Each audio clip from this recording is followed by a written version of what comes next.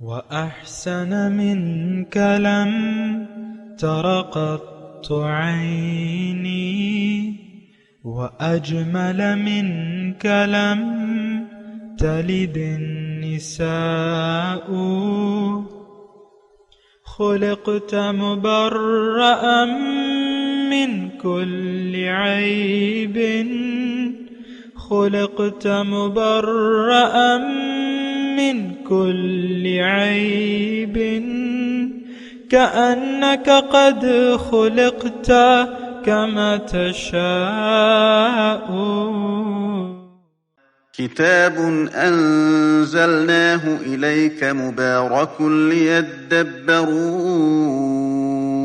آياته وليتذكر أولو الألباب یہ کتاب برکت والی ہے جسے ہم نے آپ کی طرف نازل فرمایا ہے تاکہ دانش مند لوگ اس کی آیتوں میں غور و فکر کریں اور نصیحت حاصل کریں۔ اللہم صلی علی سیدنا محمد وعلی آل سیدنا محمد بعدد کل ذرۃ مئۃ الف الف مرۃ۔ سامعین و ناظرین کرام، السلام علیکم ورحمۃ اللہ وبرکاتہ۔ سامعین کرام، سورہ آل عمران درس نمبر 286 آیت 93 تا 98۔ آج کا موضوع کیا ہم ملت ابراہیمی کے پیروکار نہیں ہیں؟ اس کے ساتھ آج کے سبق کا آغاز کرتے ہیں۔ سب سے پہلے گزشتہ سبق کا اعادہ ہوگا۔ اعوذ باللہ من الشیطان الرجیم،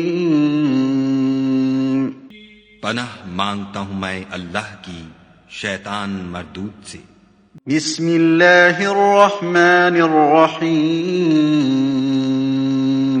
شروع اللہ کے نام سے جو بڑا مہربان نہایت رحم والا ہے۔ لن تنالوا البر حتى تنفقوا مما تحبون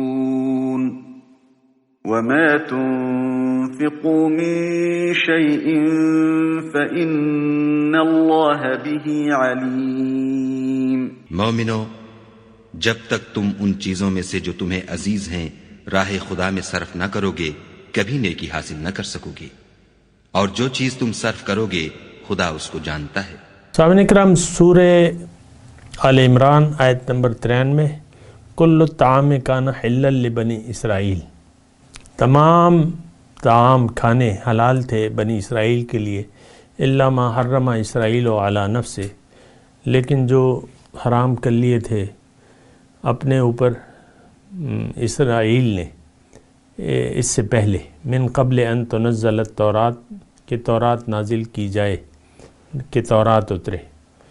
قل فأتوا بالتورات، آپ ان سے کہہ دیں کہ تم تورات لے آؤ، فتلوہا، اس کو پڑھو، ان کنتم صادقین، اگر تم سچے ہو۔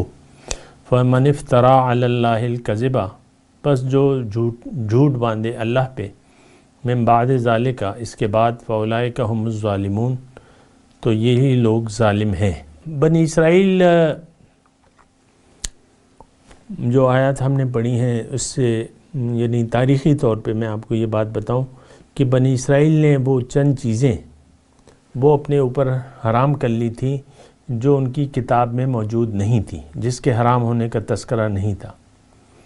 اس مثال کے طور پہ اونٹ کا گوشت، اونٹ کا وہ چربی اور یہ دودھ اونٹ کا، مثال کے طور پر کروں، باقی تو آپ اس کی کتاب کا مطالعہ کر سکتے ہیں۔ تو یہ انہوں نے اپنے اوپر حرام کر لی تھی، اور ایسے حرام کر لی تھی کہ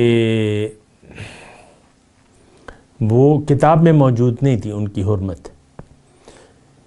اور پھر جب حضور صلی اللہ علیہ وسلم تشریف لائے تو انہوں نے یہ اعتراض بھی جڑا تھا ہماری شریعت پہ کہ یہ چیزیں تو شریعت میں حرام ہیں اور آپ لوگ اسے حلال سمجھتے ہیں۔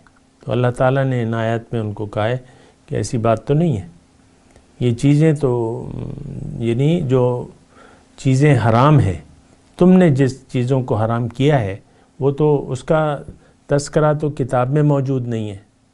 اور بنی اسرائیل کی تاریخ جو ہے وہ آپ کو معلوم ہے کہ تقریباً یعنی 900 سال کا عرصہ تھا تورات، اور 900 یا 1000 سال کا ابراہیم علیہ السلام میں اور موسیٰ علیہ السلام پہ 1000 سال کا عرصہ تھا۔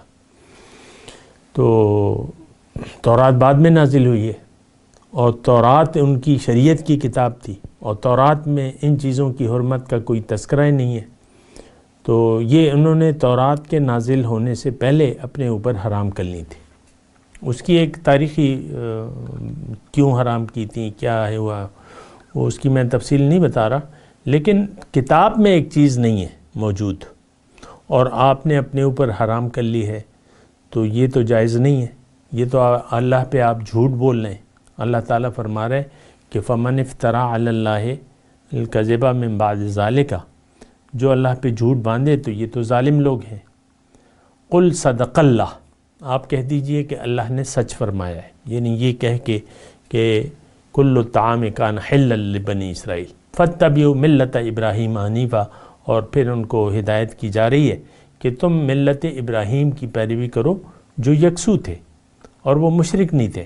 اس میں تھوڑا سا مضمون یہ ہے کہ دیکھیں ملت ابراہیم اصل میں تو دین اسلام ایک ہی ہے، شروع سے لے کر ایک تک آخر تک ایک ہی دین ہے، وہ اسلام ہے۔ ان الدین عند اللہ الاسلام۔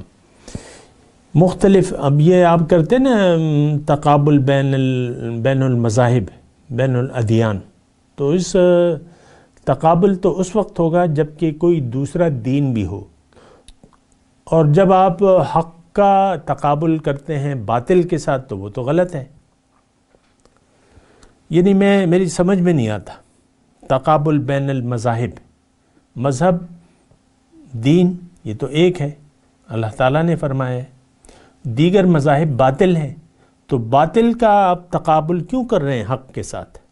ایک تو میری یہ سمجھ میں نہیں آتی بات، ہو سکتا ہے اس میں کسی کی کوئی حکمت ہو، لیکن حق کو آپ باطل کے ساتھ کیوں اس کا تقابل کر رہے ہیں، یہ ایک سوال ہے۔ اور بہرحال تو اصل میں تو اسلام ہے۔ دیکھیں یہاں ملت ابراہیم کی پیروی کی بات ہو رہی ہے، تو بعض ذہنوں میں ہو سکتا ہے کہ ہماری ملت تو رسول اللہ صلی اللہ علیہ وسلم کی ہے، تو ایسی بات تو نہیں ہے۔ ملت ابراہیم اور ملت محمد صلی اللہ علیہ وسلم میں تو فرق ہے نہیں، ملت اسلام ہے سب۔ ابراہیم علیہ السلام چونکہ ہمارے آباء و اجداد میں شامل ہیں اور حضور صلی اللہ علیہ وسلم کے جد امجد ہیں، تو اس لیے ان کی بات ہو رہی ہے، اور اس لیے بھی بات ہو رہی ہے کہ بنی اسرائیل اور بنو اسماعیل اسی کا وہاں پہ دورہ تھا یا تذکرہ تھا۔ اسلام یعنی حضور صلی اللہ علیہ وسلم کے آنے سے پہلے نبوت جو تھی بنی اسرائیل میں تھی، اور وہی وَأَنِّي فَضَّلْتُكُمْ عَلَى الْعَالَمِينَ، وہی اس دور کے مسلمان تھے۔ لیکن اس میں جو میں اپنے طور پہ آپ کے لیے اور اپنے لیے کہ ملت ابراہیم کیا ہے، فَاتَّبِعُوا مِلَّتَ ابراہیم حنیفہ، کیونکہ اللہ تعالیٰ ہمیں ہدایت کر رہے ہیں نا کہ تم پیروی کرو ملت ابراہیم کی، یعنی ابراہیم علیہ السلام کے طریقے کی جو یکسو تھے۔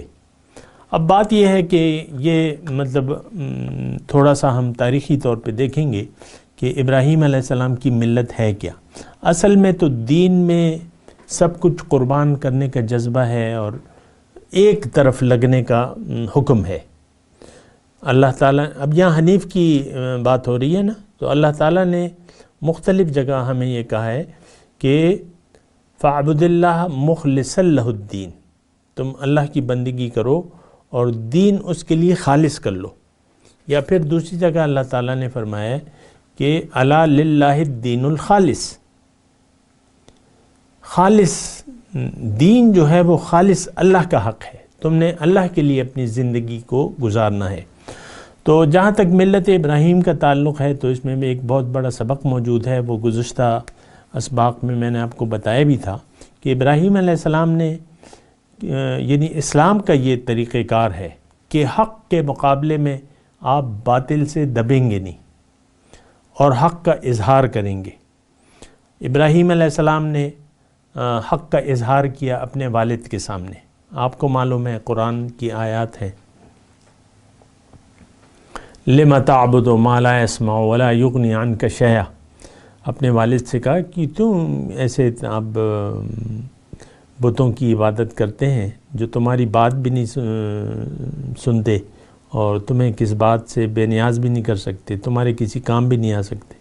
تو سامعین کرام، میں ملت ابراہیم کی بات کر رہا ہوں کہ تھوڑا سا اس میں سبق بھی ہے ہمارے لیے۔ ہم ملت ابراہیمی پہ نہیں ہیں۔ اگر سچی آپ سننا چاہتے ہیں تو بات یہ ہے کہ ہماری تو اپنی ملت ہے، ہماری اپنی خواہشات، اپنی ذات، اپنی مرضی، یہ ہماری ملت ہے۔ ملت ابراہیم کی ہم پیروکار نہیں ہیں۔ سامعین کرام، یہ جو کچھ بھی کر رہے ہیں یہ دکھاوا ہے۔ قربانیاں اگر کر رہے ہیں، کوئی روزے رکھ رہے ہیں، نماز، یہ ہماری اپنی مرضی ہے، اور دین کو ہم نے اپنی مرضی کے تابع کر لیا ہے۔ ہم ملت ابراہیمی کے، نہ ملت محمدی کے پیروکار ہیں، نہ ملت ابراہیمی کے ہیں۔ یہ بات سچی جو بات ہے وہ یہی ہے، اور اس کی وجہ بھی میں آپ کو بیان کر چکا ہوں۔ لیکن انسان کی کامیابی اس میں ہے کہ اپنا رخ یہ اللہ کی طرف کر لے اور یکسو ہو جائے، زندگی کو اللہ کے لیے خاص کر لے۔ فاعبد اللہ مخلصا لہ الدین، دین کو، زندگی کو اللہ کے لیے خالص کر لے۔ ابراہیم علیہ السلام کا طریقہ، ملت کا مطلب طریقہ، ابراہیم علیہ السلام کا طریقہ آپ کو معلوم ہے، باپ کی مخالفت، قرب و جوار میں دین کی اشاعت، تبلیغ، اور پھر وقت آنے پر وہ ایک مظاہرہ جو انہوں نے کیا، بتوں کو توڑ دیا، قوم کی دشمنی مول لے لی، قوم سے سمجھانے کے لیے، وہ پورا واقعات قرآن مجید میں بیان ہوئے۔ اور پھر جو ہے جب انہوں نے فیصلہ کیا آگ میں ڈالنے کا، تو انہوں نے اس فیصلے کو تسلیم کر لیا، کوئی ریزسٹ نہ کیا، نہ کوئی راہ فرار اختیار کی، نہ کہیں بھاگے، کہا ٹھیک ہے۔ یہ ملت، یہ ابراہیم علیہ السلام کے طریقہ کار ہیں۔ پھر جو ہے آپ نے دیکھیں کہ مکے کے صحرا میں، تپتی دھوپ میں، ریت میں، نہ پانی نہ کھانا، وہاں پہ اپنے اللہ کے حکم سے اپنی بیوی اور شیرخوار بچے کو وہاں چھوڑ دیا اور چلے آئے۔ یہ ملت ابراہیم ہے۔ پھر جب وہ بچہ اس کے قابل ہوا، بھاگ دوڑ کے قابل ہوا، تو خواب دیکھ لیا، خواب میں آیا کہ میں بیٹے کو ذبح کر رہا ہوں، تو خواب انہوں نے سچا کر دیا۔ یہ ملت ابراہیم ہے۔ ہم تو ملت ابراہیمی کو نہ تو جانتے ہیں نہ اس کے پیروکار ہیں۔ یہ بات آپ سوچنا چھوڑ دیں کہ ہم ملت ابراہیم پہ، آپ کی اپنی ملت ہے، آپ کی اپنی مرضی ہے، ہر شخص اپنی مرضی کے تابع ہے، اور ہر شخص نے دین کو اپنی خواہشات کے تابع کر لیا ہے۔ یہ میں آپ کے اس کو بتاتا جو بھی رہتا ہوں، اور دین اسلام سے ہمارا کوئی سروکار نہیں ہے اس وقت، امت مسلمہ کا۔ قرآن کو ہم نے پیچھے چھوڑ دیا ہے، یعنی اس سے پیٹ پھیر لی ہے، اور ہمارا رخ دنیا کی طرف ہے۔ خواہشات نفس ہمارا اصل معبود ہے، اسی کے پیچھے ہم دوڑ رہے ہیں، دنیا کی دوڑ ہے، یہ آپ کو پتہ ہے۔ لیکن سچی بات یہ ہے کہ اللہ تعالیٰ نے ہمیں فرمایا ہے کہ فَاتَّبِعُوا مِلَّةَ إِبْرَاهِيمَ حَنِيفًا۔ بہرحال ہم نہیں کرتے تو وہ ایک الگ بات ہے۔ دیکھیں اس میں یہ بھی نقطہ ہے کہ اگر آپ حنیف نہیں ہیں تو پھر آپ مشرک ہیں، وَمَا كَانَ مِنَ الْمُشْرِكِينَ۔ یہ ایک نقطہ ہے جو ہماری سمجھ میں نہیں آتا۔ دیکھیں یکسو نہیں ہے تو آپ کا رخ جو ہے وہ اللہ سے ہٹ گیا، تو پھر تو آپ مشرک بن گئے۔ مکے کے جو مشرک تھے وہ تو اللہ کو مانتے تھے، لیکن رخ ان کا ظاہر کی طرف تھا، جو بھی تھا۔ مدینے کے یہود تو اللہ کو مانتے تھے، توحید کو مانتے تھے، لیکن یعنی دین اسلام، قرآن، حضور صلی اللہ علیہ وسلم، ان سے انہوں نے اپنا رخ پھیر لیا تھا، تو مشرک بن گئے، کافر بن گئے۔ بہرحال ان اول بیت وضع للناس، بے شک پہلا گھر جو مقرر کیا گیا ہے لوگوں کے لیے، للذی ببکہ، جو مکہ میں ہے، مبارکن، بڑی برکت والا ہے، وہدن، اور ہدایت ہے اس میں، للعالمین، تمام جہان کے لیے، فیہ آیات بینات، اس میں نشانیاں ہیں واضح کھلی، مقام ابراہیم، اور مقام ابراہیم بھی ہے، ومن دخلہ کان آمنا، اور جو اس میں داخل ہو گیا وہ امن میں ہو گیا۔ وللہ علی الناس حج البیت، اللہ کا حق ہے لوگوں پر حج البیت، خانہ کعبہ کا حج کرنا، من استطاع الیہ سبیلا، جو اس کی طرف جانے کی قدرت رکھتا ہو۔ ومن کفر، اور جو انکار کر دے، فإن اللہ غنی عن العالمین، تو اللہ تعالیٰ تمام جہان سے بے نیاز ہے۔ مکے کی تاریخ بتائی جا رہی ہے سامعین کرام کہ پہلا گھر جو ہے ان اول بیت وضع للناس للذی ببکہ، اور مکہ کی جب آپ تاریخ یعنی خانہ کعبہ کی جب آپ تاریخ پڑھتے ہیں تو سب سے پہلے تاریخ میں آتا ہے کہ فرشتوں نے بیت المعمور جو ہے وہ اصل میں فرشتوں کا کعبہ ہے، اور اس کے عین نیچے جو ہے، اب اس کی وضاحت ہم الفاظ سے نہیں ہو سکتی، لیکن اس کے نیچے جو ہے خانہ کعبہ ہے، بیت المعمور کے عین نیچے خانہ کعبہ ہے، حضرت آدم علیہ السلام نے بنایا سب سے پہلے، اور وہ پھر یعنی چلتا آ رہا تھا۔ ایک وقت ایسا ہے کہ اس کی نشانیاں غائب ہو گئیں، لیکن اس کی جو پہلی بنیاد تھی وہ حضرت آدم علیہ السلام نے رکھی، اور تاریخی واقعات ہیں۔ بہرحال اللہ تعالیٰ نے بھی یہ فرمایا کہ پہلا جو گھر اللہ کا بنا ہے لوگوں کے لیے وہ مکہ میں ہے۔ اس سے آپ اندازہ لگا لیں کہ کعبہ تو یہ تو ضروری ہے لوگوں کے لیے، سمت کا تعین ضروری ہے، تو سمت کے لیے جو پہلا گھر بنایا گیا وہ مکے میں تھا۔ دوسرا جو بنا تو وہ بیت المقدس تھا جو حضرت سلیمان علیہ السلام نے بنوایا تھا۔ خیر اس کی ہم تاریخ نہیں بیان کرتے، تو لیکن ہمارا جو کعبہ ہے اس وقت وہ مکہ ہے۔ اس میں ہدایت ہے تمام جہان والوں کے لیے۔ فیہ آیات بینات، اس میں نشانیاں ہیں کھلی۔ مقام ابراہیم، مقام ابراہیم بھی ہے۔ نشانیاں کھلی کیا ہیں اس میں؟ دیکھیں آپ حج پہ جاتے ہیں، یہ سارا حج جو ہے یہ یعنی ابراہیم علیہ السلام کے جو دیکھیں پہلا جو آپ جاتے ہیں تو عمرہ جو ہے یا تو آپ قران کرتے ہیں یا تمتع کرتے ہیں، دونوں صورتوں میں جب آپ کعبہ جاتے ہیں تو خانہ کعبے کا طواف آپ پر واجب ہے۔ جب بھی آپ جائیں تو وہاں جب آپ جاتے ہیں تو وہ ساری نشانیاں ہیں۔ بیت اللہ شریف کی جو بنیادیں تو پہلی تھیں، لیکن اس کی اثر نو بنیاد جو تھی وہ حضرت ابراہیم علیہ السلام نے بنائی پرانی بنیادوں پہ۔ تو اب مقام ابراہیم کی میں تھوڑی سی بات کروں۔ ایک تو وہ مقام ابراہیم جو ایک شیشے کے چھوٹے سے فریم میں جو پتھر ہے جس پہ ابراہیم علیہ السلام کے جو قدم کے نشانات بھی ہیں نا، تو ایک تو ہم اسے کہتے ہیں، وہ بھی ٹھیک ہے، وہ بھی مقام ابراہیم ہے۔ سارا جو ہے مطاف جو ہے وہ مقام ابراہیم ہے۔ بیت اللہ شریف جو ہے مقام ابراہیم کی حیثیت رکھتا ہے۔ طواف کے بعد جب آپ 2 نفل پڑھتے ہیں تو ضروری نہیں ہے کہ آپ وہیں پر پڑھیں، آپ کہیں بھی پڑھ سکتے ہیں اور وہ قبول ہوں گے انشاءاللہ۔ مقام ابراہیم کی تھوڑی سی یعنی ایک وسیع تشریح بھی ہے۔ مقام ابراہیم وہ مقام ہے جہاں مسلمان جس کو حاصل کر کے مسلمان اپنی معراج تک پہنچ سکتا ہے۔ مقام ابراہیم وہ مقام ہے، وہ طریقہ ہے، وہ نشانی ہے جس کو حاصل کر کے انسان اپنی معراج کو حاصل کر سکتا ہے۔ تو جہاں تک وہ نشانیاں ہیں، مقام ابراہیم کیا ہے؟ آگ میں اپنے آپ کو ڈال دیا، یہ مقام ابراہیم ہے۔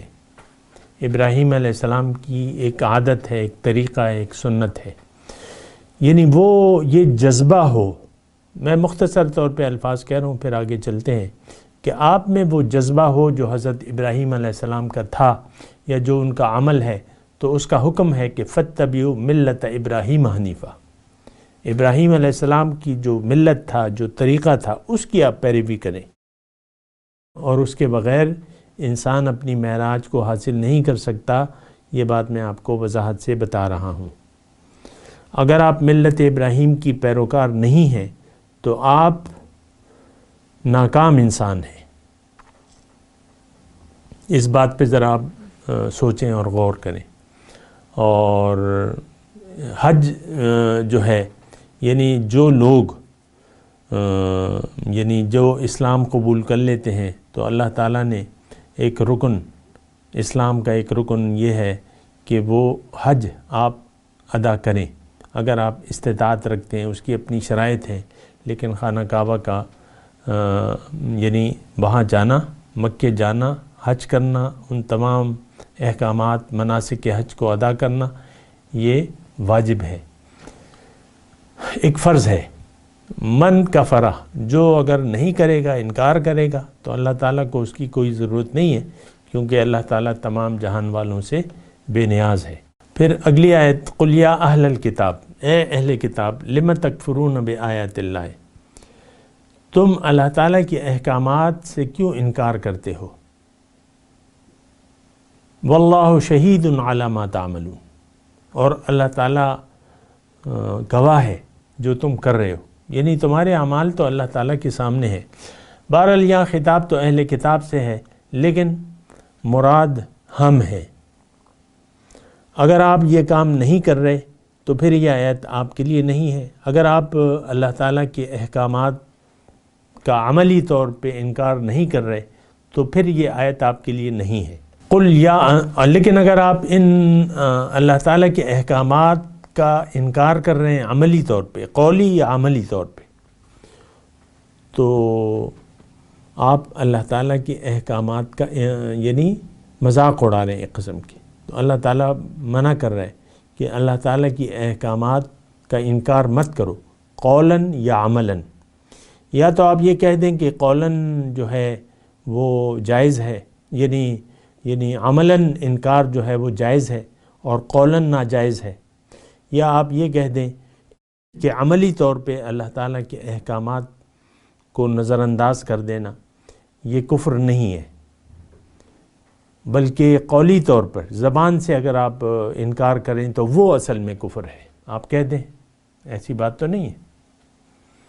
ایمان دراصل نام ہے دل میں ایک یقین کا، آپ کا یقین ہی نہیں ہے، تو یہ آپ اگر اپنے آپ کو اہل قرآن کہتے ہیں تو آپ اہل کتاب ہی ہیں، اور آپ اللہ تعالیٰ کے احکامات کا انکار کر رہے ہیں، افراد بھی اور قوم بھی۔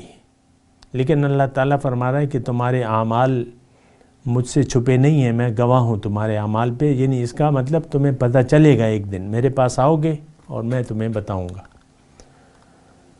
میں تلاوت کرتا ہوں، میرے ساتھ دہرائیے۔ اعوذ باللہ من الشیطان الرجیم، بسم اللہ الرحمن الرحیم۔ کل الطعام کان حلا لبنی اسرائیل الا ما حرم اسرائیل علی نفسہ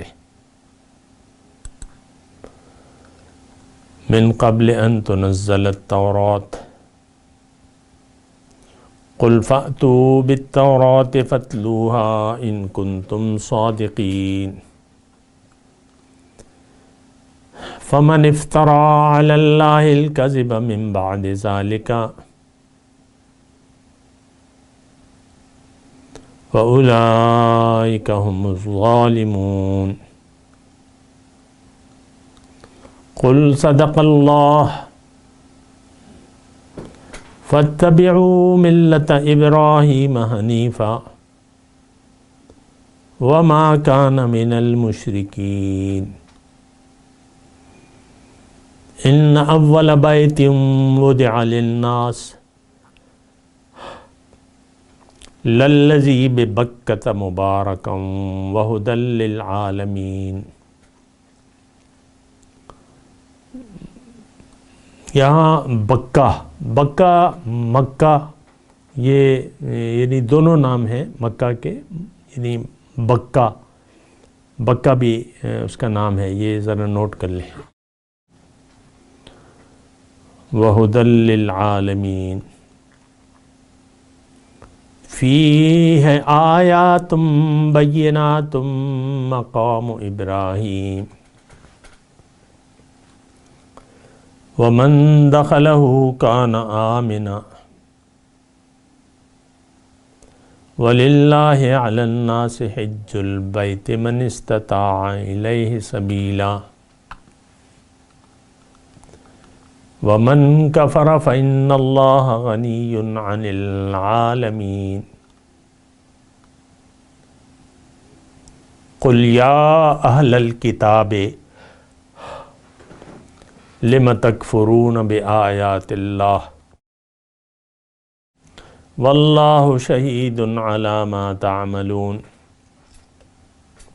اب ان آیت کی تلاوت اور ترجمہ. اعوذ باللہ من الشیطان الرجیم. پناہ مانگتا ہوں میں اللہ کی شیطان مردود سے.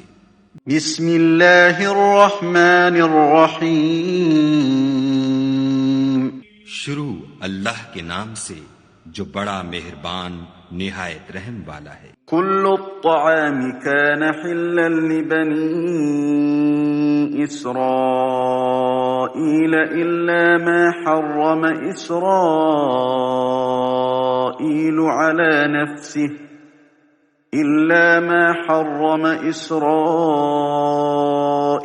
على نفسه من قبل ان تنزل التوراة قل فأتوا بالتوراة فاتلوها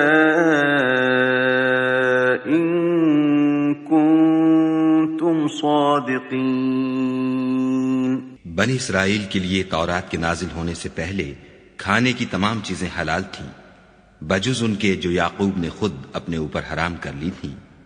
کہہ دو کہ اگر سچے ہو تو تورات لاؤ اور اسے پڑھو، یعنی دلیل پیش کرو. فمن افترى على الله الكذب من بعد ذلك فأولئك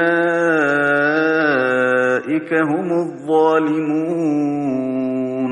جو اس کے بعد بھی خدا پر جھوٹے افطرا کریں تو ایسے لوگ ہی بے انصاف ہیں. قل صدق اللہ فاتبعوا ملة إبراهيم حنيفا وما كان من المشركين.